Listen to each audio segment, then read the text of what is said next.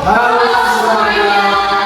Kami dari kelas 12I kelompok 1, kami akan menjelaskan materi terkait peran lembaga negara yaitu presiden, dan sebelumnya kami akan memperkenalkan diri kami terlebih dahulu. Saya Petrus Ferdinand Rudi Utama. Saya Bisa Satu. Saya Iqbal Freddy Kurniawan. Saya Avelina Nafin. Saya Maria Chelsea Evangelista. Saya Maria Safrina Kurnia. Saya Yusefina Olivia Sinadula. Selamat menyaksikan. Baik teman-teman, yang pertama saya akan menjelaskan tentang definisi lembaga negara presiden. Lembaga negara presiden adalah lembaga negara yang dipimpin oleh seorang presiden yang berperan sebagai kepala negara dan kepala pemerintahan. Dalam sistem presidensial, presiden memiliki peran yang sangat penting dalam menjalankan pemerintahan dan pembuatan keputusan strategis. Baik teman-teman, berikutnya saya akan menjelaskan tentang lembaga negara yaitu presiden. Yang pertama itu presiden sebagai kepala negara dan kepala pemerintahan. Presiden memiliki dua peran sekaligus, yaitu kepala negara dan kepala pemerintahan. Sebagai kepala negara, presiden merupakan simbol identitas dan keutuhan bangsa. Presiden merupakan simbol identitas dan keutuhan bangsa. Presiden juga memiliki peran sebagai pembawa kepentingan nasional dan sebagai pemimpin tertinggi angkatan bersenjata. Sebagai kepala pemerintahan, presiden bertanggung jawab atas jalannya pemerintahan. Kemudian yang kedua, presiden dipilih langsung oleh rakyat. Presiden dipilih secara langsung oleh rakyat melalui pemilihan umum atau pemilu. Kemudian yang kedua, presiden dipilih secara langsung oleh rakyat. Presiden dipilih secara langsung oleh rakyat melalui pemilihan umum atau pemilu. Hal ini memastikan bahwa presiden memiliki mandat dari rakyat dan bertanggung jawab kepada mereka. Proses pemilihan presiden juga harus dilakukan secara demokratis dan transparan. Kemudian yang ketiga, presiden memiliki kekuasaan yang luas. Presiden memiliki kekuasaan yang luas dalam menjalankan pemerintahan.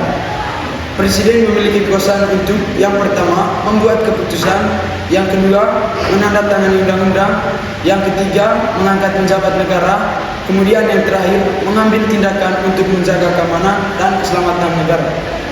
Kemudian yang keempat, presiden bertanggung jawab atas kebijakan pemerintahan.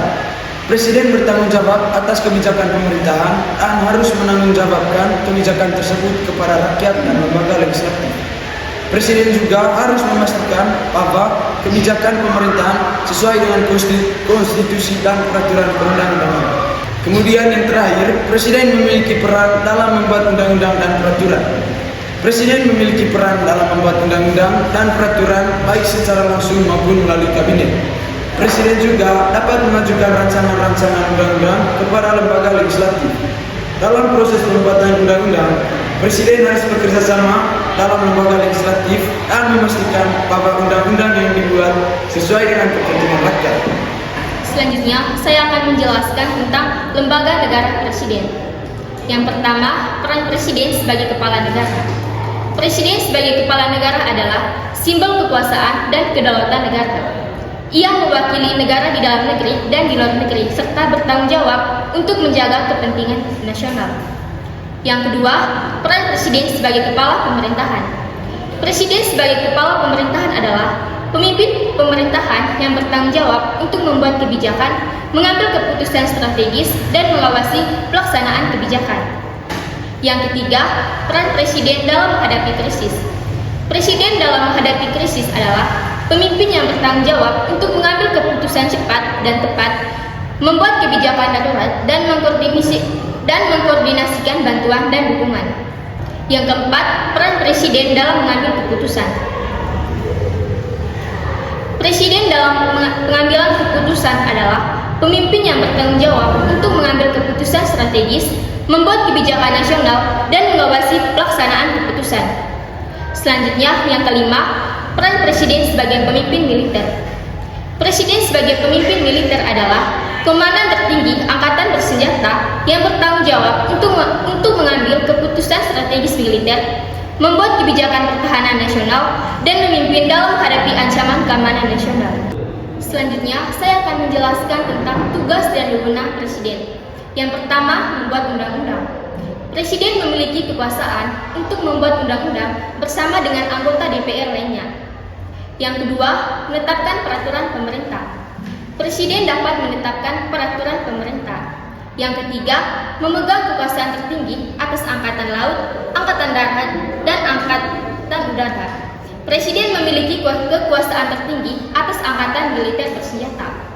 Yang keempat, menyatakan perang, membuat perdamaian dan perjanjian dengan negara lain atas persetujuan dari DPR. Selanjutnya, saya akan menjelaskan salah satu contoh terkait peran presiden sebagai kepala negara yang terjadi dalam 3 tahun terakhir. Kasus tersebut adalah kebijakan luar negeri terkait kerjasama dengan negara ASEAN. Pada tahun 2022, Indonesia memainkan peran penting dalam kerjasama dengan ASEAN melalui beberapa kegiatan. Salah satu contoh ketika Presiden Joko Widodo menghadiri konferensi tingkat tinggi atau KTT ASEAN di Kamboja pada November 2022. Dalam pertemuan tersebut, Presiden Joko Widodo memaparkan 3 hal fokus utama ASEAN dalam menghadapi tantangan ekonomi kawasan, yaitu yang pertama, penguatan fiskal negara ASEAN. Presiden Joko Widodo mendorong agar ruang fiskal yang harus diciptakan demi stabilitas keuangan. Yang kedua, penguatan dukungan keuangan internasional. Presiden menegaskan pentingnya peran lembaga keuangan internasional dalam merespon krisis dan meminimalisir dampak yang diakibatkan melalui berbagai instrumen keuangan yang fleksibel. Yang ketiga, perdagangan dunia yang adil. Presiden menyoroti kesulitan yang dialami negara berkembang saat ini melakukan hilirisasi. Hal itu, Indonesia menjadi tuan rumah untuk perhelatan KTT G20 yang berlangsung di Bali pada November 2022. Kedua ajang pertemuan tingkat tinggi tersebut sangat penting dan strategis bagi Indonesia dalam meningkatkan posisi dan peran Indonesia sebagai aktor kunci hubungan antar negara, baik dalam tataran regional maupun global. Peran Presiden dalam kebijakan luar negeri terkait kerjasama negara ASEAN sangatlah penting. Presiden berperan sebagai pemimpin strategis yang memastikan kepentingan nasional Indonesia sejalan dengan tujuan kerjasama regional Indonesia. Berikut beberapa peran Presiden dalam kebijakan luar negeri terkait kerjasama negara ASEAN. Yang pertama, pemimpin strategis. Presiden memimpin strategis kebijakan luar negeri Indonesia termasuk kerjasama dengan negara-negara ASEAN. Presiden memastikan bahwa kepentingan nasional Indonesia sejalan dengan tujuan kerjasama regional ASEAN. Yang kedua, pengambilan keputusan. Presiden memiliki wewenang untuk mengambil keputusan strategis tentang kerjasama dengan negara-negara ASEAN. Presiden mempertimbangkan kepentingan nasional Indonesia dengan tujuan kerjasama regional Indonesia. Selanjutnya yaitu peran lembaga presiden dalam mengatasi krisis. Kasus yang kami ambil yaitu kasus pada bidang ekonomi, yaitu kenaikan harga bahan bakar minyak. Pada tahun 2022 terjadi kenaikan harga bahan bakar minyak atau BBM di Indonesia. Kenaikan ini disebabkan oleh beberapa faktor, antara lain yang pertama, pembengkakan beban subsidi, di mana pemerintah harus mengeluarkan biaya yang besar untuk subsidi bahan bakar minyak yang mencapai 502 triliun. Yang kedua yaitu suplai minyak dari OPEC. Ketergantungan Indonesia pada minyak impor dari negara-negara OPEC membuat harga bahan bakar minyak di Indonesia sangat dipengaruhi oleh keputusan OPEC. Yang ketiga yaitu situasi keamanan negara produsen minyak, di mana terjadi konflik antara Rusia dan Ukraina yang berdampak pada harga minyak mentah dunia, sehingga mempengaruhi harga bahan bakar minyak di Indonesia. Yang keempat yaitu perkembangan inovasi teknologi. Kemajuan teknologi dapat mempengaruhi harga minyak mentah, namun tidak semua negara telah mengaplikasikan teknologi tersebut. Yang kelima yaitu permintaan minyak secara global. Meningkatnya permintaan minyak secara global, terutama dari negara-negara dengan jumlah kendaraan yang besar, mempengaruhi harga bahan bakar minyak di Indonesia. Peran Presiden dalam masalah ini yaitu yang pertama, keputusan untuk menyesuaikan harga bahan bakar minyak. Pada bulan September tahun 2022, Presiden Jokowi memutuskan untuk menaikkan harga bahan bakar minyak subsidi seperti Pertalite dan Solar. Langkah ini diambil karena subsidi bahan bakar minyak yang terlalu besar membebani anggaran negara, mengingat lonjakan harga energi global akibat perang Rusia-Ukraina. Yang kedua, pemberian bantuan sosial. Untuk meringankan dampak kenaikan harga bahan bakar minyak terhadap masyarakat, Presiden Jokowi memerintahkan penyaluran bantuan sosial seperti bantuan langsung tunai atau BLT kepada masyarakat yang terdampak, serta dana tambahan untuk sektor transportasi publik dan nelayan. Lalu peran yang ketiga yaitu komunikasi dengan masyarakat. Presiden juga berperan dalam menjelaskan kebijakan kepada publik, mengingat kenaikan harga bahan bakar minyak dapat menimbulkan ketidakpuasan di kalangan masyarakat. Dengan berbagai penjelasan dan alasan yang disampaikan, Presiden berusaha agar masyarakat memahami alasan dibalik keputusan tersebut. Selanjutnya, saya akan menjelaskan peran Presiden sebagai kepala pemerintahan.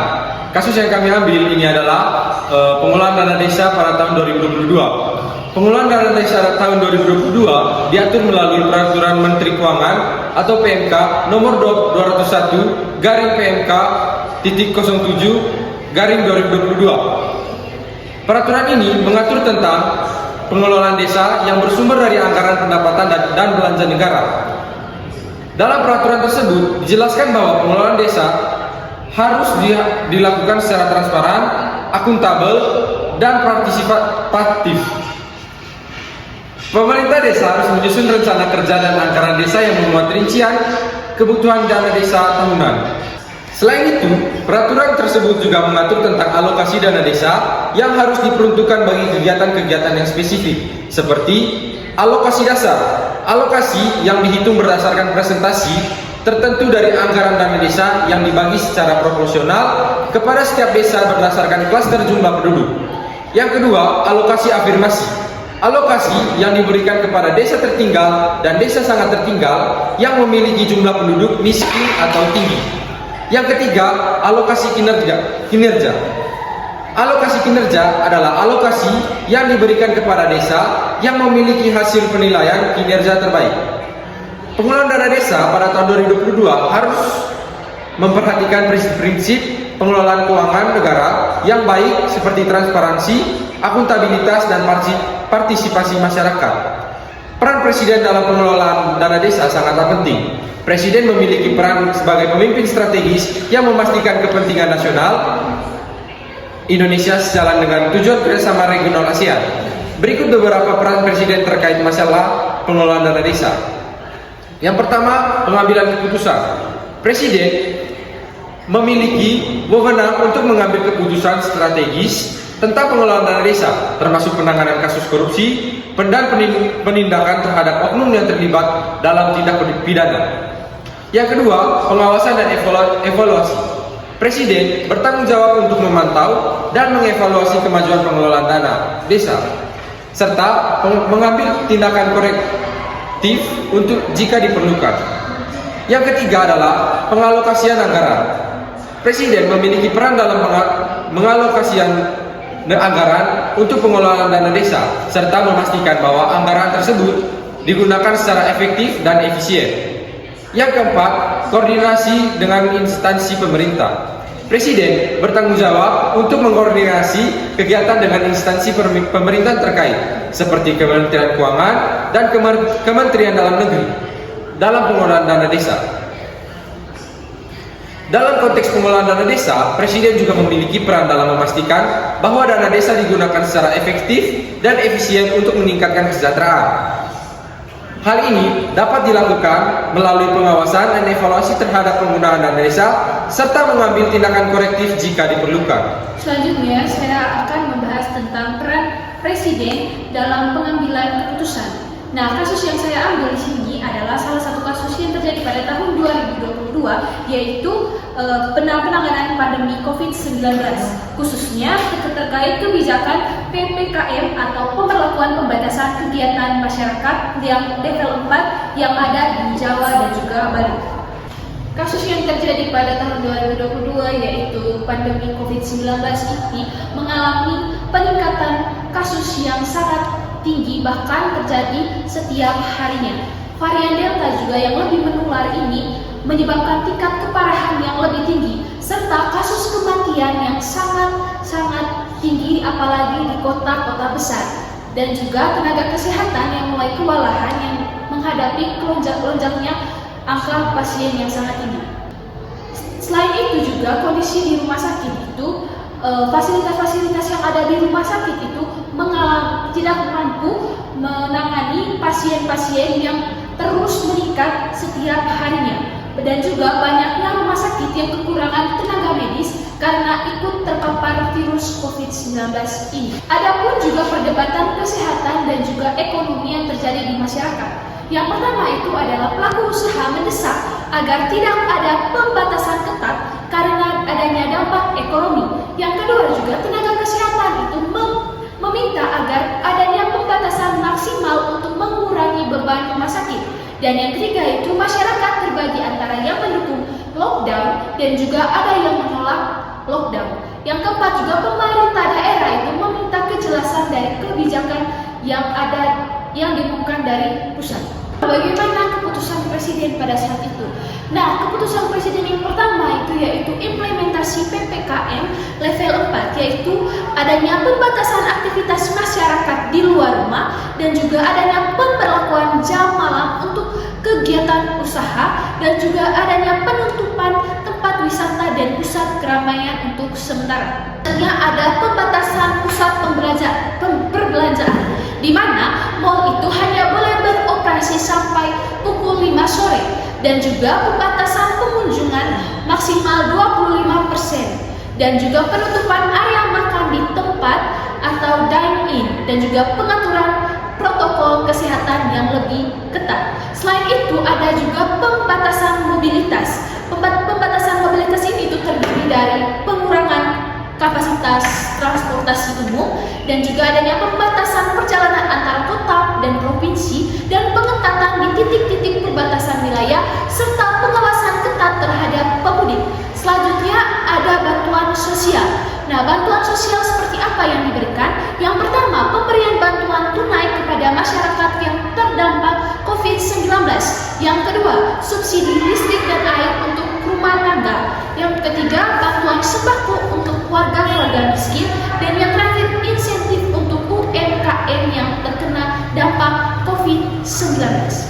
Nah, dampak dari keputusan yang telah saya paparkan yaitu yang pertama, penekanan laju COVID-19, di mana adanya penurunan kasus harian secara bertahap dan berkurangnya tingkat keterisian rumah sakit dan juga penurunan angka kematian serta stabilisasi sistem kesehatan yang mulai membaik. Dan juga ada pun dampak ekonomi. Yang pertama, penurunan pendapatan sektor usaha non-esensial, dan yang kedua, peningkatan pengangguran untuk sementara dan perlambatan pertumbuhan ekonomi kuartal berjalan, dan yang terakhir, gangguan rantai pasok untuk beberapa sektor. Nah, peran penting kepemimpinan nasional ini juga itu akan berdampak pada koordinasi antara kementerian dan juga lembaga-lembaga serta pengambilan keputusan yang berbasis dengan bukti dan juga ketegasan dalam implementasi kebijakan serta evaluasi dan penyesuaian kebijakan secara berkala. Kasus ini juga menunjukkan bahwa kompleksitas pengambilan keputusan di tingkat tertinggi negara, terutama dalam situasi krisis yang membutuhkan respon cepat namun tetap mempertimbangkan berbagai aspek dan dampak terhadap masyarakat luas. Berikut saya akan memberikan contoh kasus yang sesuai dengan peran presiden, yaitu sebagai pemimpin militer dalam 3 tahun terakhir. Nah, pada tahun 2022 teman-teman, terjadi peningkatan aktivitas kelompok separatis di perbatasan Indonesia Papua Nugini. Kelompok ini melakukan serangan terhadap pos-pos keamanan Indonesia dan menyebabkan kerugian bagi masyarakat setempat. Lalu tindakan presiden dalam menghadapi ancaman keamanan ini, Presiden Joko Widodo memutuskan untuk mengirimkan pasukan TNI ke perbatasan untuk menghadapi kelompok separatis. Presiden Joko Widodo menjalankan perannya sebagai pemimpin militer dengan cara yang pertama mengambil keputusan strategis. Presiden Joko Widodo menjalankan perannya sebagai pemimpin militer dengan cara yang pertama yaitu mengambil keputusan strategis. Di sini teman-teman, Presiden Joko Widodo memutuskan untuk mengirimkan pasukan TNI ke perbatasan untuk menghadapi kelompok separatis. Keputusan ini diambil setelah melakukan analis tentang ancaman keamanan dan kemampuan pasukan TNI. Lalu yang kedua teman-teman, mengarahkan angkatan bersenjata. Di sini Presiden Joko Widodo memberikan perintah kepada Panglima TNI untuk mengirimkan pasukan ke perbatasan. Perintah ini disertai dengan instruksi tentang strategi dan taktik yang harus digunakan dalam menghadapi kelompok separatis. Lalu yang terakhir ada mengawasi operasi militer. Di sini Presiden Joko Widodo memantau perkembangan operasi militer di perbatasan dan memberikan arahan kepada Panglima TNI untuk memastikan keamanan dan keselamatan pasukan. Lalu teman-teman, ada hasil dari operasi kasus yang ada di Papua Nugini. Nah, dengan tindakan yang cepat dan efektif, pasukan TNI berhasil menghadapi kelompok separatis dan memastikan keamanan di perbatasan. Nah, tindakan ini juga membantu memulihkan kepercayaan masyarakat setempat terhadap pemerintah dan meningkatkan kesadaran akan pentingnya menjaga keamanan dan stabilitas negara. Nah, teman-teman, dalam kasus ini juga Presiden Jokowi menjalankan perannya sebagai pemimpin militer dengan cara yang efektif sehingga dapat memastikan keamanan dan keselamatan negara.